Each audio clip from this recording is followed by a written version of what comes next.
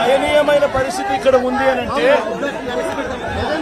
ఒకసారి మైక్ పెట్టి ఎవరినైనా కూడా అడగండి. నిజంగా ఎంత దారుణమైన పరిస్థితి అంటే ఇక్కడ నుంచి మనుషులు వస్తా ఉన్నారు. ఇళ్లలో నుంచి దాదాపుగా 2 రోజుల పాటు కనీసం తిండి కూడా లేని పరిస్థితుల నుంచి నడుచుకుంటూ వాళ్ళంతా కూడా బయటకు వస్తా ఉన్నారు. ఓట్లు ఏమైనా ఏనంటే చాలని ఓట్లు, ఆ ఓట్లు కూడా ఎక్కించుకునే పరిస్థితులు, సందుల్లోకి బొందుల్లోకి పోని పరిస్థితి. ఓట్లలో వచ్చే వాళ్ళ సంఖ్య ఎంతమంది ఉన్నారు, నడుచుకుంటూ వచ్చే వాళ్ళ సంఖ్య ఎంతమంది ఉన్నారు ఒక్కసారి గమనించండి. ఈ లోతు దాకా నీళ్లుండి నడుచుకొని వస్తా ఉన్నారు.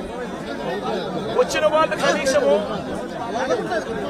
వాళ్ళు కనీసము ఇక్కడికి వచ్చిన తర్వాత ఎక్కడికి పోవాలన్నా కూడా తెలియదు. ఇక్కడికి వచ్చిన వాళ్ళకు కనీసం రిలీఫ్ క్యాంపులు కూడా లేవు. రిలీఫ్ క్యాంపులకు వీళ్ళని తీసుకుని వెళ్లే కార్యక్రమము లేదు, వీళ్ళకి చెప్పింది లేదు, చేసేది లేదు.